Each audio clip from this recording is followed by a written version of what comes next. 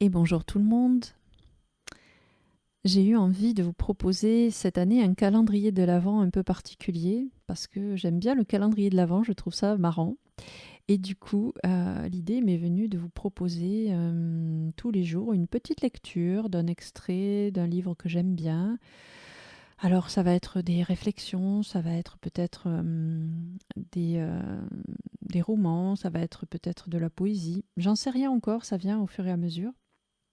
En tout cas, j'espère que déjà, ça vous fera découvrir peut-être des livres et puis aussi que ça va vous apporter peut-être des prises de conscience, des questionnements ou des sourires, de la bonne humeur. Voilà, j'espère que ça servira à ça.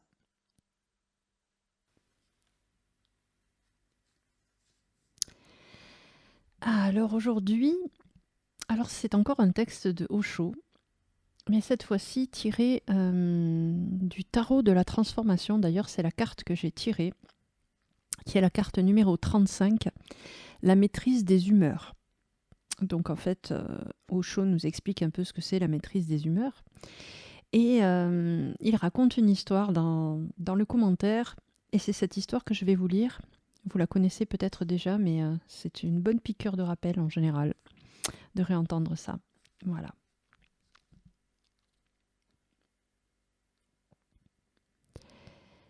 Je vais vous raconter une ancienne histoire soufie.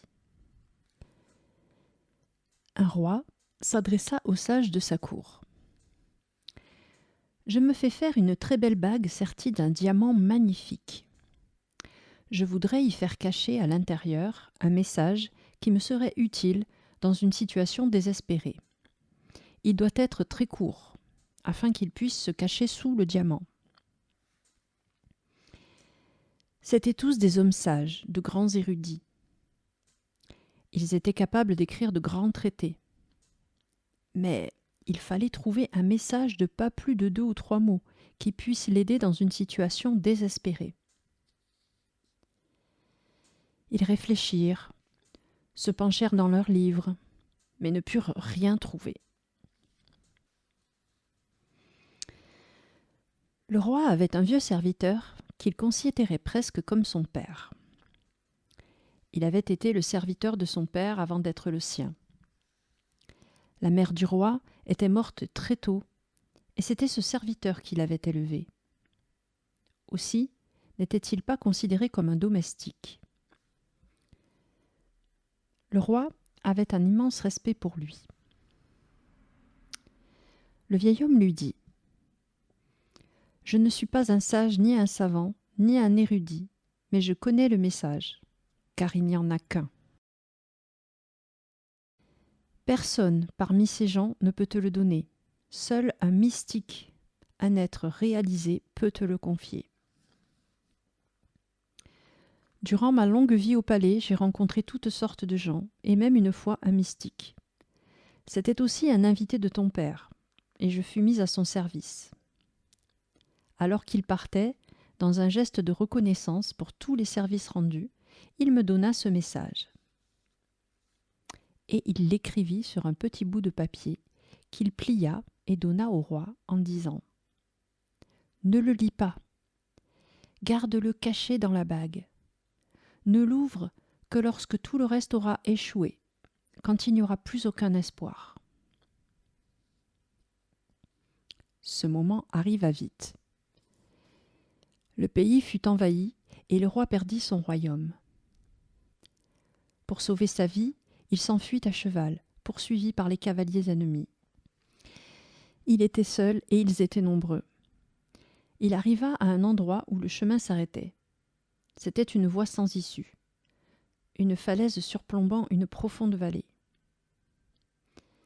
Y tomber marquerait sa fin, mais il ne pouvait plus faire demi-tour. L'ennemi était là. Il entendait déjà le bruit des sabots de leurs chevaux. Il ne pouvait avancer. Il n'y avait aucune autre issue. Soudain, il se souvint de la bague. Il l'ouvrit, sortit le papier sur lequel était écrit un petit message d'une immense valeur. C'était tout simplement : « Ceci aussi passera.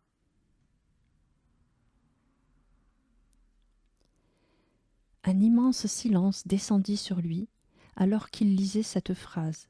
Ceci aussi passera. Et c'est ce qui arriva. Tout ne fait que passer. Rien n'est permanent en ce monde. Les ennemis qui le poursuivaient avaient dû se perdre dans la forêt, avaient dû se tromper de chemin. Peu à peu, le son de leurs sabots disparut. Le roi fut immensément reconnaissant envers son serviteur et envers le mystique inconnu. Ses paroles se révélèrent miraculeuses. Il replia le papier, le remit dans sa bague, rassembla à nouveau ses armées et reconquit son royaume.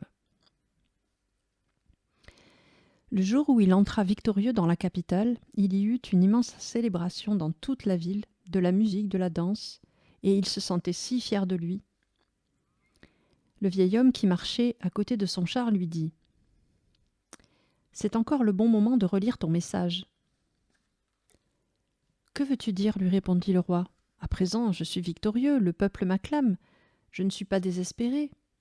Je ne suis pas dans une situation sans issue. » Le vieil homme lui dit « Écoute ce que m'avait dit le saint homme.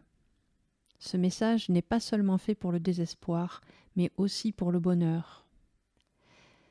Pas seulement pour la défaite, mais aussi quand tu es victorieux. Pas seulement quand tu es le dernier, mais aussi quand tu es le premier. » Et le roi ouvrit l'anneau et lut le message.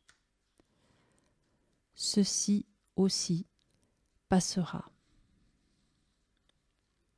Et soudain, la même paix, le même silence, au milieu de la foule triomphante qui faisait la fête et dansait.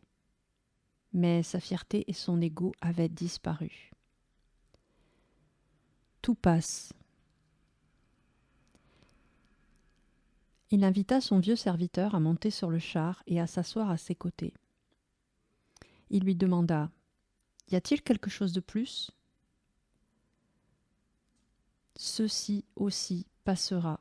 Ton message m'a été immensément salutaire. » Le vieil homme répondit « La troisième chose qu'a dite le saint homme, c'est « Souviens-toi, tout passe. Toi seul subsistes. Tu demeures à jamais en tant que témoin.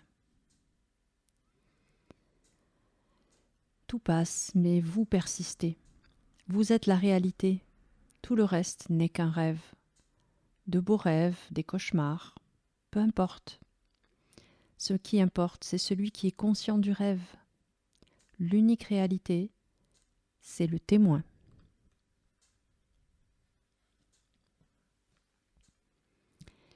Et voilà, j'espère que cette carte numéro 35, la maîtrise des humeurs, vous a plu. J'ai trouvé ça très parlant. Ceci aussi passera. C'est le message qu'il faut retenir. Voilà, écoutez, j'espère que ça vous a plu. Et puis, comme d'habitude, je vous dis à demain pour un nouveau texte. Et je vous souhaite une belle journée. Bye bye!